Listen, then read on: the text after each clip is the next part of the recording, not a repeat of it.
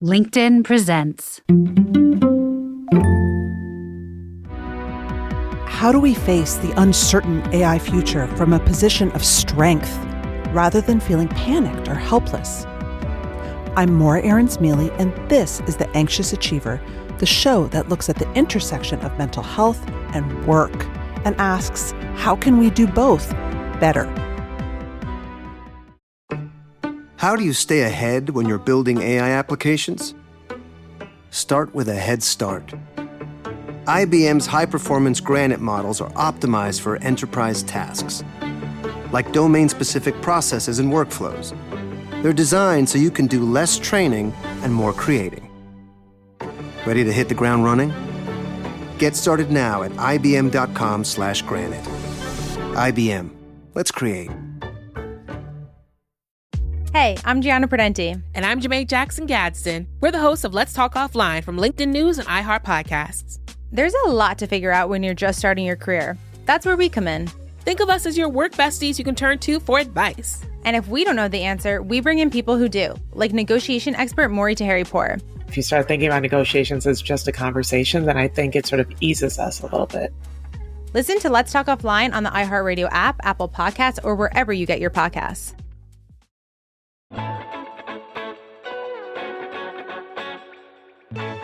Today's guest argues that the things that make us anxious, the things we even feel pain around, are actually signals that we value something.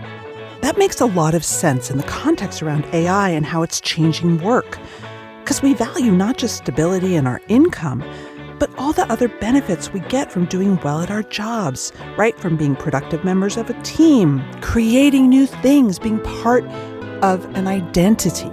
And anything that might threaten the way good work makes us feel can be scary.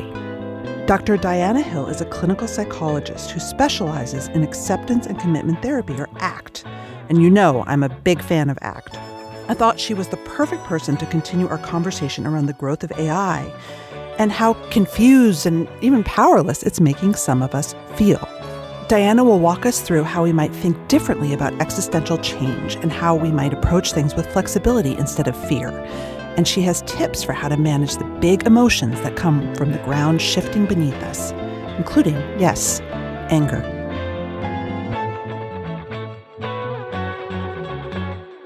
You've written that the things that are often most important to us, our family, our people we love, work, career, are also the things that give us the most pain. I thought this was a really relevant, somehow, starting point for the topic of this huge existential change that might be coming in how we work. How does that sit with you? Yeah, well, when we think about, what is it about AI that scares us? I think because we're afraid of losing things that we care about. And the bigger the pain, I'll often say to my clients, the bigger the pain, the bigger the arrow that's pointing exactly to the thing that matters most to you. So if you are experiencing discomfort or anxiety around AI, then it probably tells you where in your life there is something that's important to you, which has some benefit, because then it also gives you some direction about where in your life you want to put your energy, right? So if AI is making you feel nervous about losing your job, I think about myself as a therapist, right? Are we going to replace all of our therapists with robots at some point? Maybe, possibly. Oh no, because my job is so fulfilling and so important to me. Human connection is actually the value that's underneath that for me, human intimacy and connection.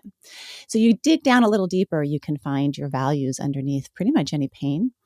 And if you don't have discomfort around it, maybe there isn't a deeper value underneath it that's being challenged or threatened in some way. ACT therapy encourages us to actually think about what value is driving the emotion. Mm-hmm. Why is that important for us to do, especially in the context of work? Well, if you can think about what value is driving the emotion, then you can start to generate some behaviors that are connected to that value, right? So if the value that's generating your anxiety in relationship to something like work is, like I said, I value human connection, then now I actually have a plan for myself of what am I going to take action on today, in my life? Could I actually work to develop more connection in the workplace, in my relationships, in, even in my online engagement with Mora? I can act on that value of human connection in the here and now. And that actually can bring us some sense of competency, like agency, these things that we know are really important for humans to have, like a sense of I can do something about this feeling that I'm having without it being trying to get rid of this feeling that I'm having. Because that is the other part of ACT, which is the more you try and suppress or get rid of your anxiety, it's going to rebound. It's going to get worse. It's going to pop up at 2 a.m. The thoughts are going to get louder. So you can turn that energy around, right? Turn that energy around towards your values, act on it in the here and now. And then you're doing something that is called being psychologically flexible. And that psychological flexibility seems to be probably one of the most key ingredients that we need in life to be able to adapt to change. Steve Hayes, who's the founder of ACT, did this massive study that had, I think it was over 54,000 research papers that he did and a meta-analysis of to look at how is it that people change during therapy? What is the secret sauce, the ingredient, right? Even with all these different types of therapies that they're engaging in. And what he found was that 45% of the variance, almost half of the variance, was explained by this one construct, psychological flexibility, your ability to know what matters to you, to stay present, engaged, and act on that in the here and now.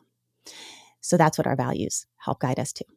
It's not lost on me that probably having AI to help you sift through tens of thousands of research papers would make your life a lot better. Oh, I think it is already making people's lives a lot better. Yeah. The advancement that I've seen, and at least in my field of study, which is psychological science, has been rapid and profound and really enhancing our field in the past, few years that this has really been taking off. And I've been kind of behind the scenes working with Steve Hayes a bit and some of the research projects that he's working on. And they're looking at everything from how do we individualize treatment, right? It used to be this sort of one size fits all. Like you get your diagnosis, I have generalized anxiety disorder, and then a therapist slaps on, let's do some compassion and mindfulness. We know those are the two things that are evidence-based. But when you start to tease it apart, even something like self-compassion has a dark side. It doesn't work for everybody. So there's been some studies that have looked at self-compassion. This was around especially men. This was in heterosexual relationships, male, female. The husbands in the relationship, when they had higher levels of self-compassion and they did not have this other construct of seeing that them being kind to themselves is a benefit to the whole family. They were just being kind to themselves. They also saw higher levels of selfishness, right? So these variables that we think are just kind of used across the board actually are really specific to the individual, how they're used, when they're used, the context in which they're used. And something like AI can help you take ongoing assessments, how you're doing throughout the day, plug it in, have your therapist do some analyses with your individualized treatment, but also connect it to the research that's out there and produce a plan that is going to optimize your flourishing. That's exciting. And it's terrifying because who wants their therapy transcripts uploaded in ChatGPT? It is so challenging in that way. And I think it does require us to be extremely flexible, which is hard. Yes. It requires us to do a couple of things. I think there's a cognitive bias in psychology, which came to my mind when you said that you were going to interview me about AI, which is the Dunning-Kruger effect. I don't know if you've heard about this cognitive bias. It's the cognitive bias that the less you know about something, the more likely when you talk about it, you're going to start to sound like you're an expert. So here we are. We're all kind of like going around. We don't know much about this AI thing. No one really does. It's like a ship that's being built in the water, right? So it's being built as we go. And then we're all becoming experts on it, right? And we all have these strong opinions, right and left, and, about it. So there's that danger. We have to, in this process, constantly be checking ourselves. Am I sure?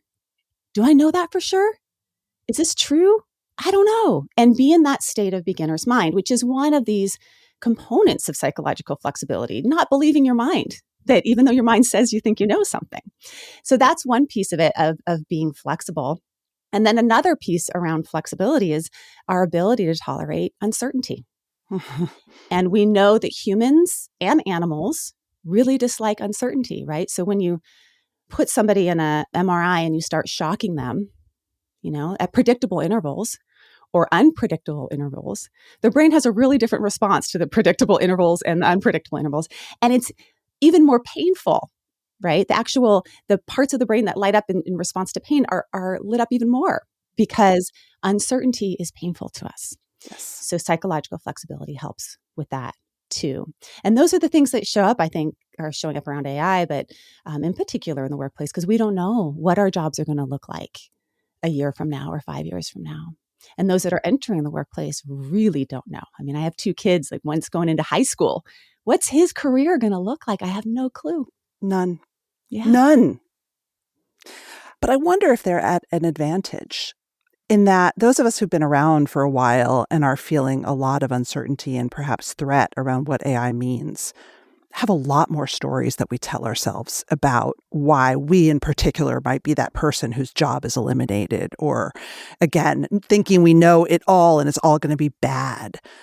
What can we do about being more conscious of the stories we tell ourselves when it comes to managing anxiety around AI? Does that make sense? Mm-hmm. Well, I love just the languaging around story. And there's 2 directions I go with this. I mean, contemplative practice has, for thousands of years, been working with the human mind and storytelling. So sometimes I go there because we can learn a lot from secular Buddhism or secular approaches to contemplative practice about our own mind, because these are people that sit with their mind for hours on end, right? And there's a really simple practice that I will do around storytelling that has basically 4 parts to it. And it comes from wise speech. Wise speech is one of the components of the Eightfold Path. And I think we can look at wise speech within ourselves. So the first thing that we can do when we notice that we're telling a story, I mean, already we've gotten somewhere to notice that this is a story and this isn't just the truth, right? I'm not caught in the Dunning-Kruger effect then. If I notice that I don't really know what I'm talking about. The first step is to ask ourselves, is this true? And not to ask ourselves that, and I'm going to go try and find the evidence for is it true or not, but the pause that creates. Is this true? It's sort of the old school Byron Katie. I don't know if you ever went through that process of like, is it true? How do you know that it's true? Could you flip it? But just that pause helps us get out of the story a little bit. Is it true? The second part of wise speech, which I think really aligns with ACT, is it helpful? Sometimes we have true stories that we tell ourselves, but actually are not helpful, right? So I may be fumbling over my words in an interview, or I may have said too many but if I start rehearsing that story in the interview, even though it may be true, it's not going to be helpful to me, right? No. So is it helpful to get into 10 years ahead right in this moment? The third one is it kind? Because a lot of the stories that we tell ourselves have this self-critical negativity bias angle to them. So it's not only AI is going to come take my job, but it's sort of like, I'm not good enough to keep up with it. Look, I can't even figure out how to use this app on my phone that uses AI, whatever it is. We add this layer of, is it kind? And then the third one, which applies so much to me and my anxiety, because my anxiety likes to show up at 2 a.m., is it a good time?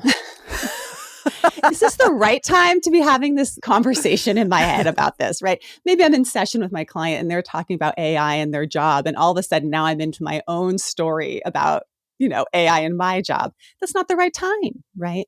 So these 4 questions, is it true? Is it helpful? Is it kind? Is it a good time? Is a way to step back from our story a little bit and then actually ask us what's useful to us.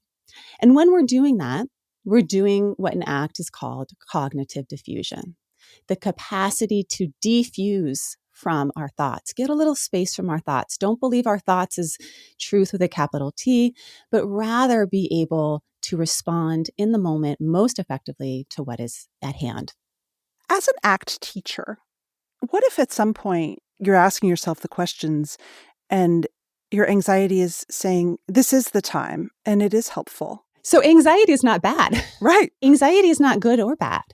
This is a functional analysis moment. This is what we call functional analysis in ACT, which is what is the utility of this energy of anxiety? I've gotten super into energy. I think that that's sort of like what brings us vitality in our life force, our energy. What is the energy behind this anxiety, and how can I channel it effectively?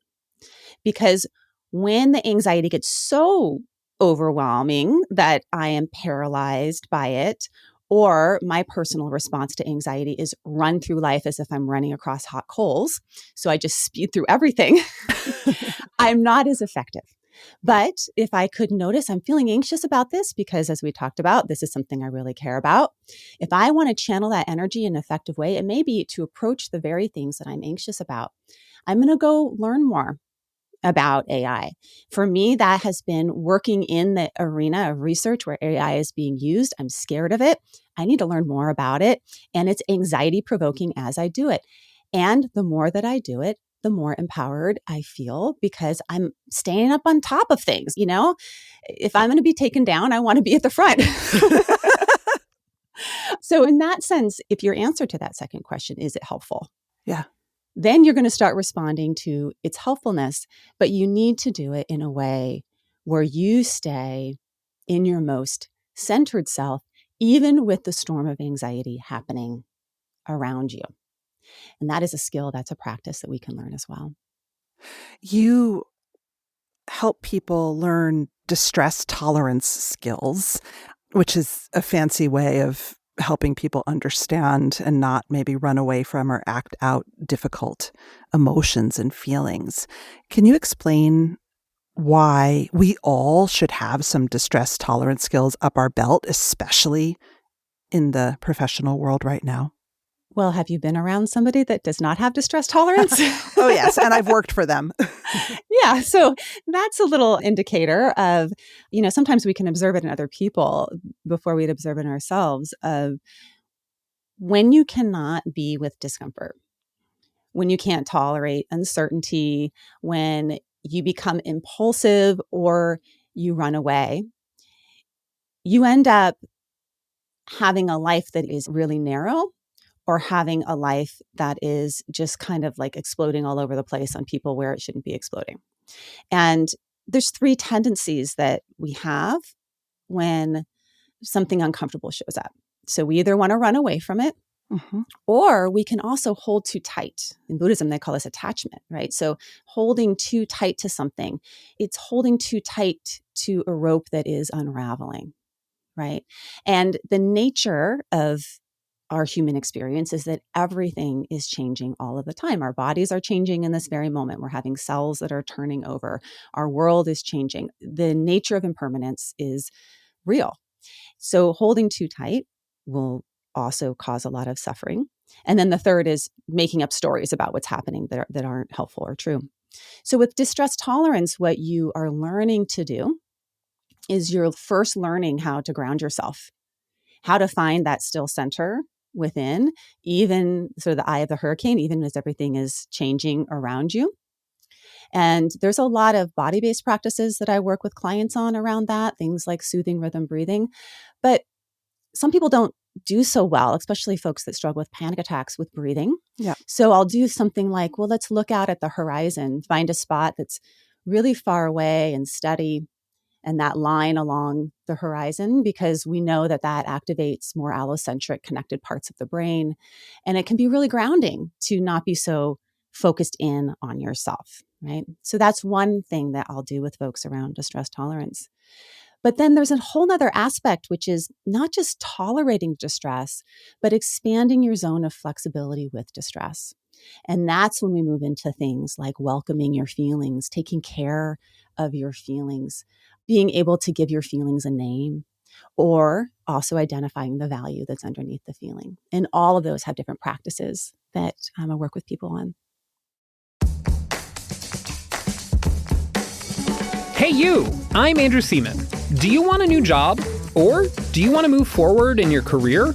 Well, you should listen to my weekly show called Get Hired with Andrew Seaman. We talk about it all, and it's waiting for you, yes you, wherever you get your podcasts. Hey, I'm Gianna Prudenti. And I'm Janae Jackson Gadsden. We're the hosts of Let's Talk Offline, a new podcast from LinkedIn News and iHeart Podcasts. When you're just starting out in your career, you have a lot of questions, like how do I speak up when I'm feeling overwhelmed? Or, can I negotiate a higher salary if this is my first real job? Girl, yes. Each week, we answer your unfiltered work questions. Think of us as your work besties you can turn to for advice. And if we don't know the answer, we bring in experts who do, like resume specialist Morgan Sanner. The only difference between the person who doesn't get the job and the person who gets the job is usually who applies. Yeah, I think a lot about that quote. What is it? Like you miss 100% of the shots you never take? Yeah, rejection is scary, but it's better than you rejecting yourself. Together, we'll share what it really takes to thrive in the early years of your career, without sacrificing your sanity or sleep.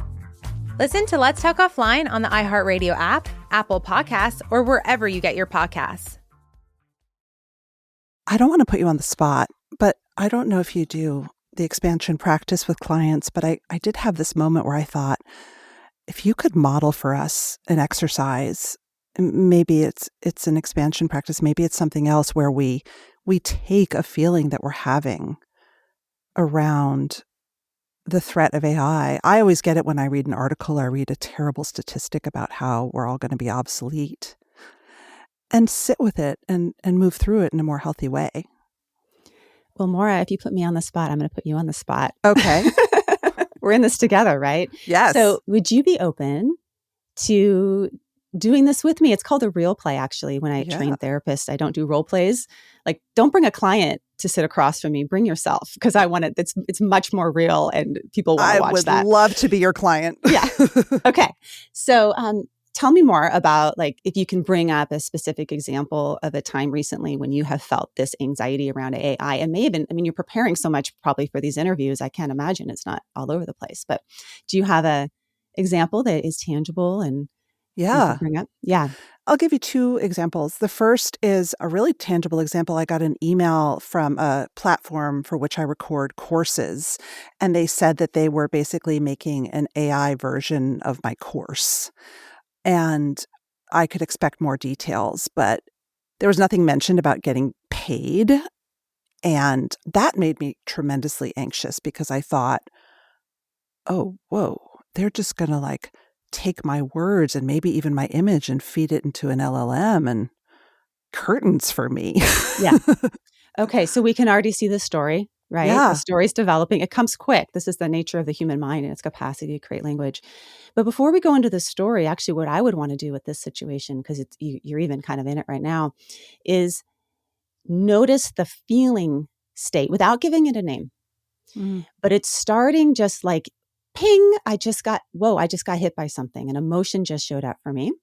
So notice that feeling state. And can you tell me where that is in your body and what it is like? If you were describing it, like a sculpture or a painting, like give me the characteristics of that feeling inside of you. It's absolutely centered in my chest and in a fast beating heart, and a sense of like my breathing has just, it's happening in real time. My breathing being really constricted. So it's like if I was a contorted figure that my chest was shrinking. Yeah. Great. So the first step is to do that. You'll catch yourself. You notice you're in your story. Can I find the feeling in my body? And then here's the next thing that I would want you to do in this situation is see if you can go to that feeling. You said it was contracted and contorted, right? See if you can go into that feeling and not change the feeling itself, but maybe exhale around it and create more space for it. Breathing in and around the feeling. Now, if breath work isn't useful for you in this situation, you could just imagine that your chest is opening up more and more space for this feeling to be there. You're relaxing your shoulders. You're letting go of your belly. There is so much space for this feeling inside of you. Okay, so this would be the next step, which is making space for your feeling. Even as you do that, you may notice that your feeling starts to change. You may not, and that's not the goal here. The goal is to make space for the feeling. So then the next thing that I would have you do with it is to remind yourself that I'm hurting here because I care about something. Mhm. So, what is it that you care about that's making this course so painful, viscerally painful to think about, of your image being uploaded into some course AI? You know, it's funny because I've thought about this example because it was so powerful for me, and I realized that it was a total anxiety about money and scarcity and what if I'm not relevant anymore. It actually wasn't really underpinned Mm. to a deep value that I have, which is weird because my work, Mhm. I'm usually like very values driven in my work. I want to help people. I want to reduce shame. But this was really about, I'm not going to get paid. And also like, I don't matter. I'm irrelevant. So there's an attachment quality to it. That gripping is like I'm holding on to my relevance. I'm holding on to wanting to matter, which I actually think is and can be linked to our values. If you dig a little bit deeper in there, you care about being relevant because what is it that you care about? That you want to be relevant, you want to matter because I care about what? Helping people and reducing shame. And if you don't have that relevance, like how am I going to be able to do that?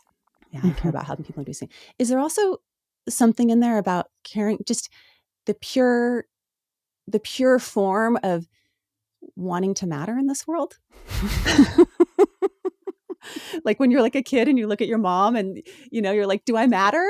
And your mom's like maybe does or doesn't respond in the way that shows you do. Like, is there something about that? Like just you caring Oh, about yeah. yourself and your own mattering? Yes.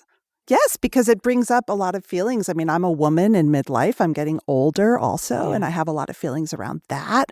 I have feelings about social media making me obsolete. So it triggers all those feelings. Yeah. Yeah. So there's the story level, but then there's the underneath level. And as we're talking here, people can't see me, but I just already have a hand on my heart and a hand on my belly. And I'm wondering if you can do that with me too, Mhm. right? So we notice the feeling, we make space for the feeling, and then we feel for the value, the heart space that's underneath this. And yes, there's an attachment, a grippiness that's driving this. But underneath that attachment and grippiness is I really care about mattering, Mhm. that my work matters, that I'm making an impact. And so you could even just say that to yourself internally, like, what is it that I care about that's making this so painful? Mm. Right. And I don't know what words, if you were to make it into a sentence, what your sentence would be. I think it would be, I care about mattering. Mm-hmm. It's important that I matter. Yeah. Yeah. Great. And then the very last thing that I would do here is then I would say, okay, so if that's something that I care about, what can I do that matters right now about this? Right. And that action step, this was a slow progression to get here.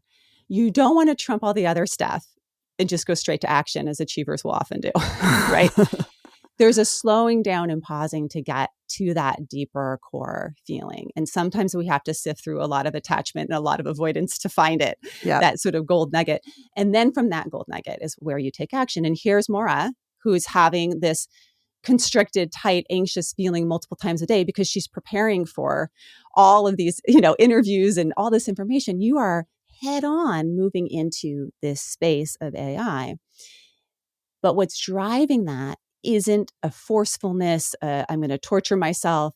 It's because I care about something. And maybe it's because I care about mattering, which is an interesting, there's actually a whole field of research around mattering, but also it's one of the core human longings that we have. We long to develop confidence. We long to belong. We long to feel like we matter. We long to have a sense of orientation in this world.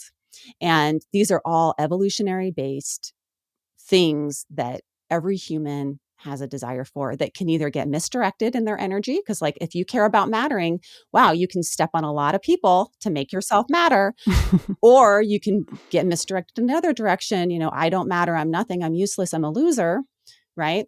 Or you can use that longing in a way that is really driven by a deeper sense of making a difference for yourself and for others, a more compassionate drive.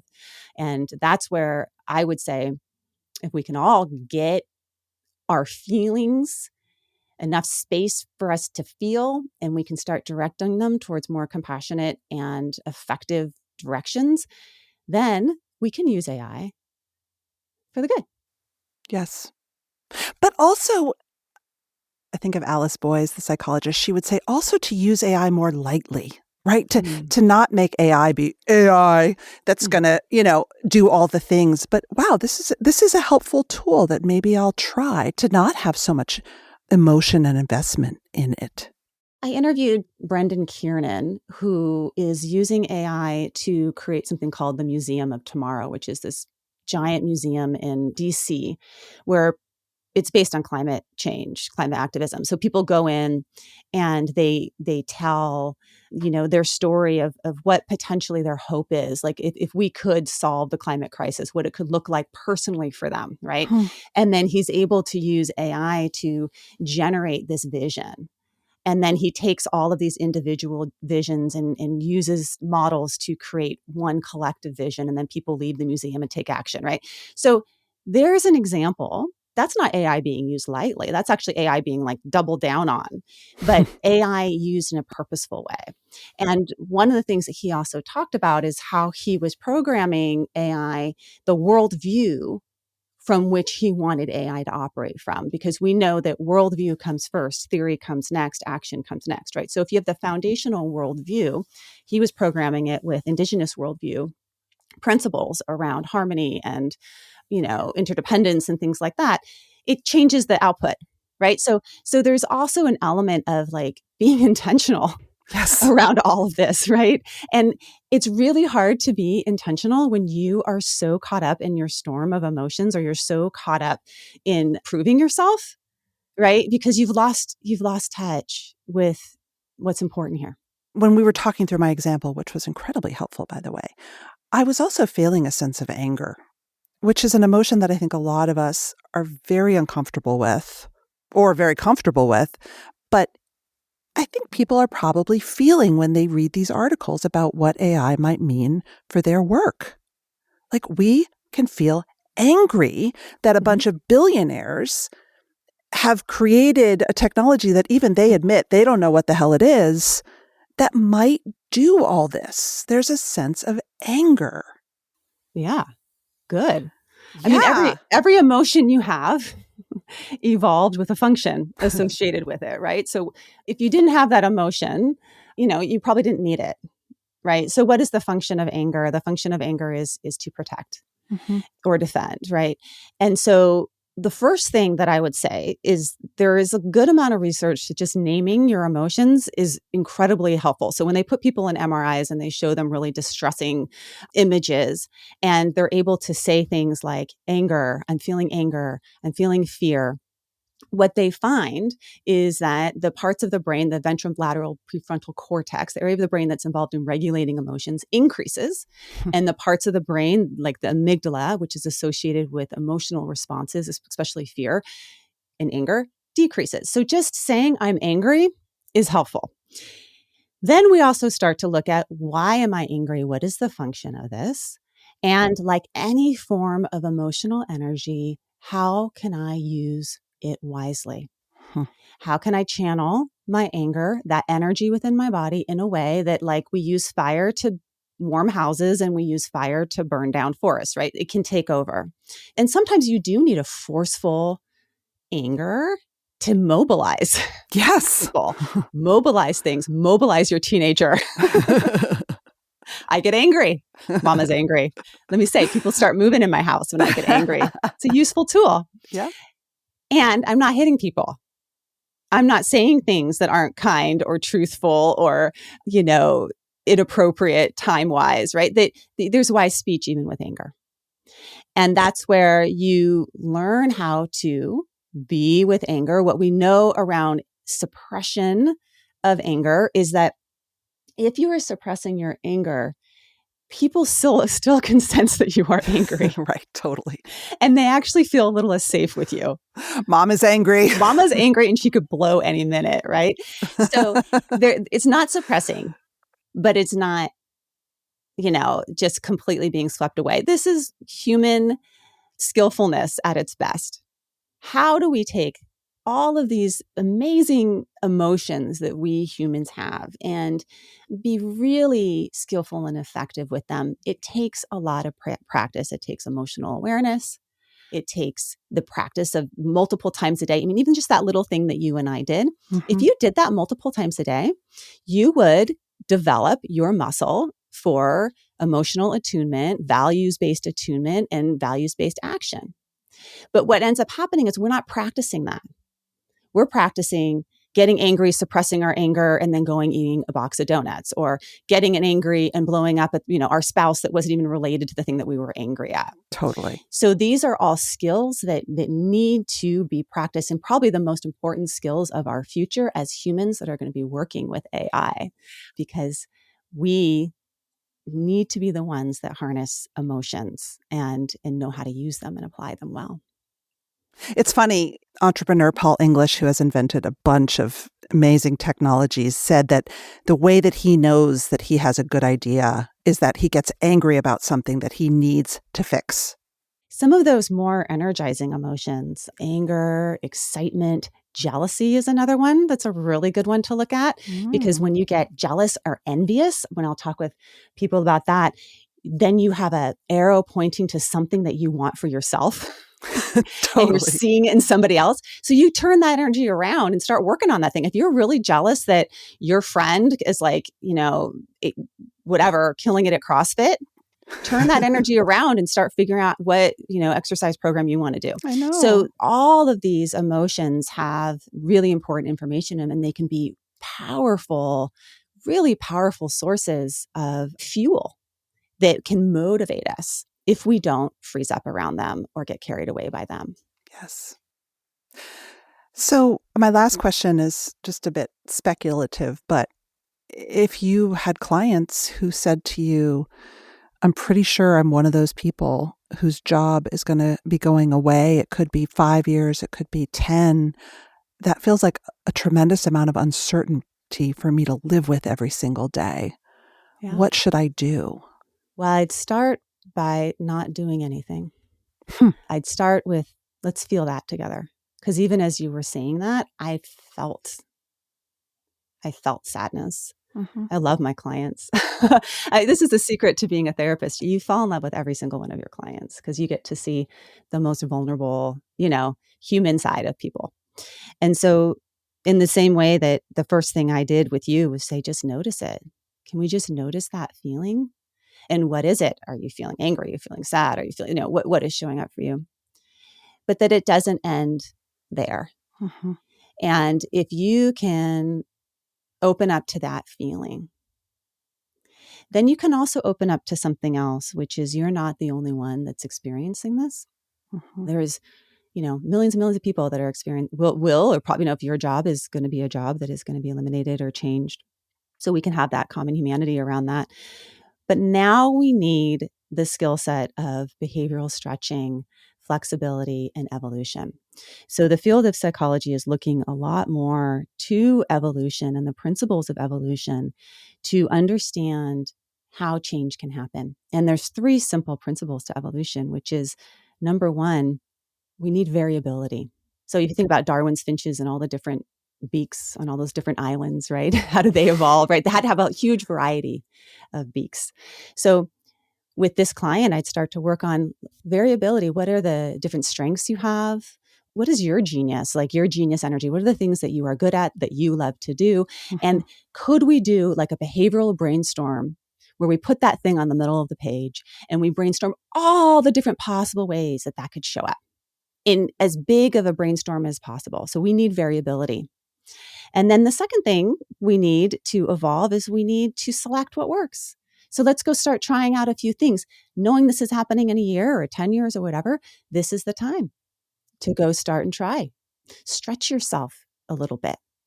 And what we know around behavioral stretching is that the worse you feel, the more that behavioral stretching helps.